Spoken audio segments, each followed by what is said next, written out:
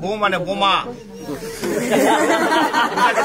বিবাহ, বি শব্দের অর্থ হচ্ছে বিশেষভাবে, আর বাহ শব্দের অর্থ হচ্ছে ভার বহন করা। তার মানে বিবাহ শব্দের অর্থ হচ্ছে বিশেষভাবে ভার বহন করা। এ ভার শরীরের ভার নয়, এ ভার সংসারের ভার, এ ভার ধর্মের ভার। আজ থেকে সে তোমার সহধর্মিনী। সহধর্মিনী কাহাকে বলে? যে স্ত্রী তার স্বামীকে ধর্মের পথে নিয়ে আসে সে হয় সহধর্মিনী। সহধর্মী তোমার ক্ষেত্রে যে স্বামী তার স্ত্রীকে ধর্মের পথে নিয়ে যাবে সে হবে সহধর্মিনী। তাছাড়া হয়ে যাবে বউ, বউ মানে বোমা। সুতরাং সহধর্মিনী যেভাবে হয় সে কাজটা করতে হবে। আজকে আমরা এখানে আত্মীয় স্বজন বন্ধু বান্ধব সকলকে নিয়ে উপস্থিত হচ্ছি এই শুভ বিবাহ করার জন্য। বিবাহের মাধ্যমে পুরুষ লাভ করে পিতৃত্ব, নারী লাভ করে মাতৃত্ব। এই পিতৃত্ব এবং মাতৃত্বের মাধ্যমে গড়ে উঠে তাদের একটা সুখের সংসার।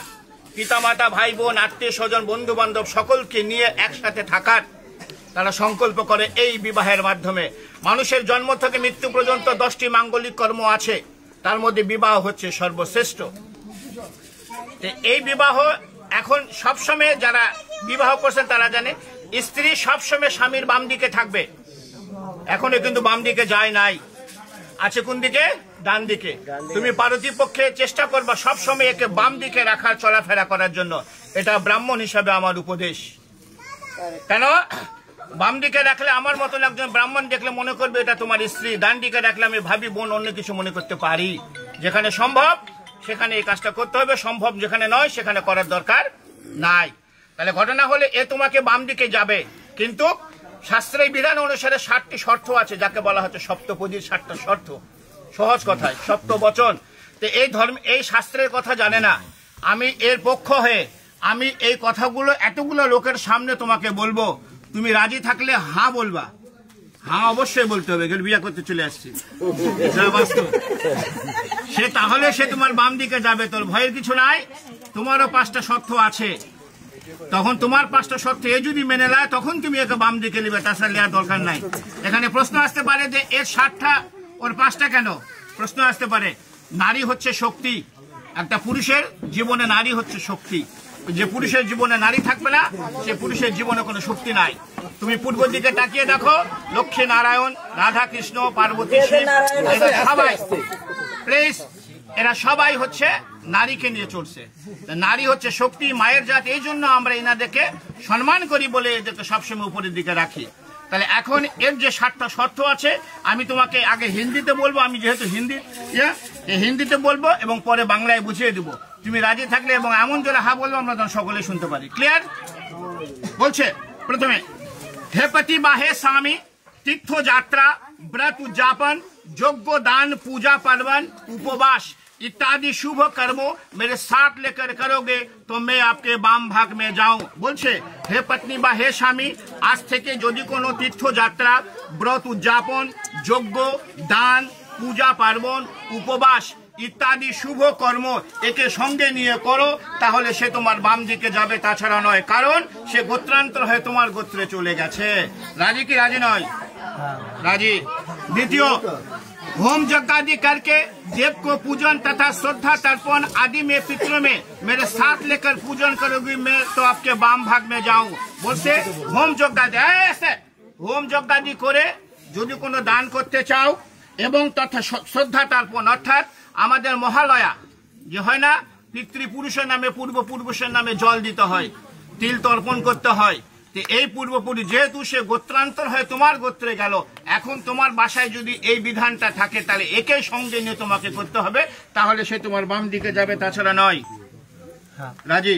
तृतीय, कुटुंब के रक्षा करो, अतिथि आप्यायन करो और घर में गौ महिष पशु रखो, फिर उनको पालन करो। संसार धर्म में रत रहो, मैं तो आपके बाम भाग में जाऊं। बोलছে কুটুমকে রক্ষা করো মানে অতিথি আপ্যায়ন করো। অতিথি হচ্ছে নারায়ণ। বাসায় যদি তোমার সম্ভব হয় গরু মহিষ এগুলো পালন করতে চাও এবং সংসার ধর্মের মধ্যে যদি রত থাকতে চাও তাহলে সে তোমার বাম দিকে যাবে, তাছাড়া নয়। राजी। चौथे ভালো করে শুনবা, धन धान्य आदि के खर्च करो, दूसरे के घर में रखो, तो मेरे साथ पूछ के करोगे तो मैं आपके भाम भांग पे जाओ। এতদিন যা করেছি এখন থেকে ধন ধান্য আদিকে খরচ করে ইচ্ছা মতন আর খরচ করা যাবে না। दूसरे के घर में रखो, অন্যকে যদি বাসায় রাখতে চাও, অন্য যে কোনো হোক, কোনো কাজের লোক হোক তোমার, যে তাহলে এর সঙ্গে একটু পরামর্শ করে তাহলে তোমাকে রাখতে হবে, তাছাড়া নয়। राजी। पांचवे, मंदिर बगीचा घर तालाब इत्यादि बनाओ, बना के तथा उसके रखा करो तो मैं आपके बांग भाग में जाओ। भगवान যদি তোমার সময় কি কৃপা করে তুমি মন্দির বানাও, বাগিচা বানাও, ঘর বানাও এবং বানানে শুরু হবে না, ওদেরকে রক্ষা করো, তাহলে সে তোমার এগুলো পরামর্শগুলো তার সঙ্গে একটু করতে হবে, কারণ সে হয়ে যাবে সহধর্মিনী। তার মানে তার সঙ্গে একটু পরামর্শ করে এই কাজগুলো করতে হবে, তাহলে সে তোমার বাম দিকে যাবে, তাছাড়া নয়। রাজি। এখন এই দুটো ভালো করে শুনবা।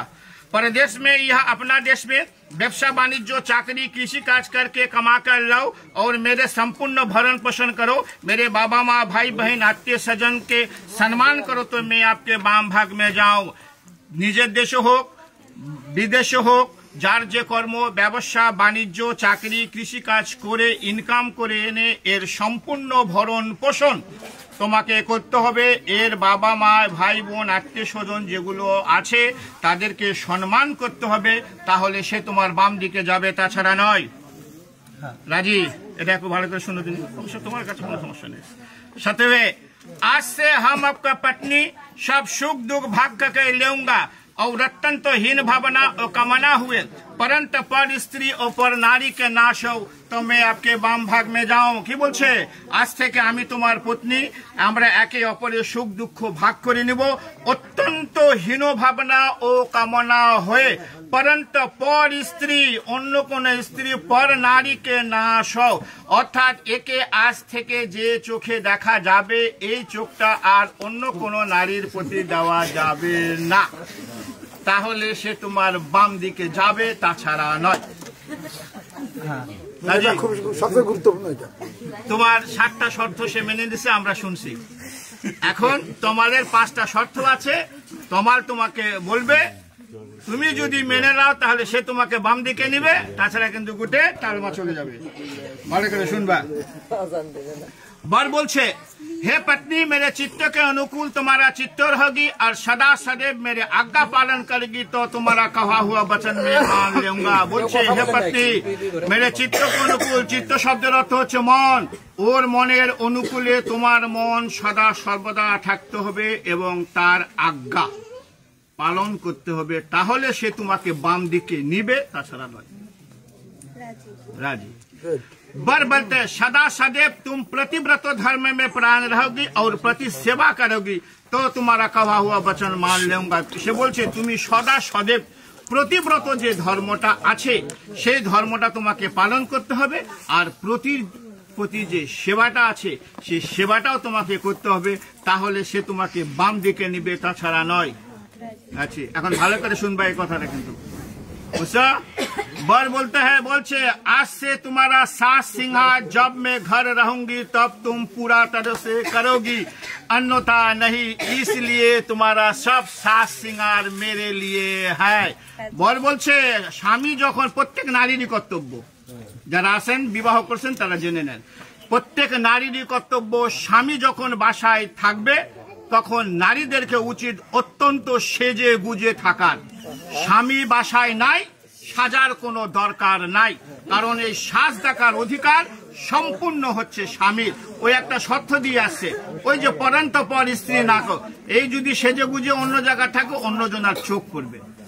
এজন্য স্বামী যখন বাসায় থাকবে প্রত্যেক নারীদের সেজে গুজে থাকতে হবে, স্বামীর চোখ যায় অন্য কোনো নারীর প্রতি না যায়।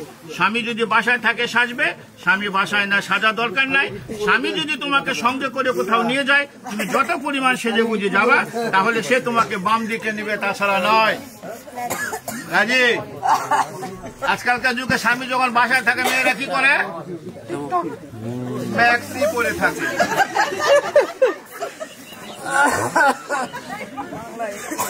4 नंबर और बोलছে, मेरे घर में मेरे बाबा माँ, सुनते को सुनबा, मेरे घर में मेरे बाबा माँ भाई बहन भाभी जी है, उसके सच आज्ञा पालन में तत्परायण रहोगी और मेरा बाबा माँ के सेवा करेगी तो तुम्हारा कहा हुआ वचन मान लूंगा।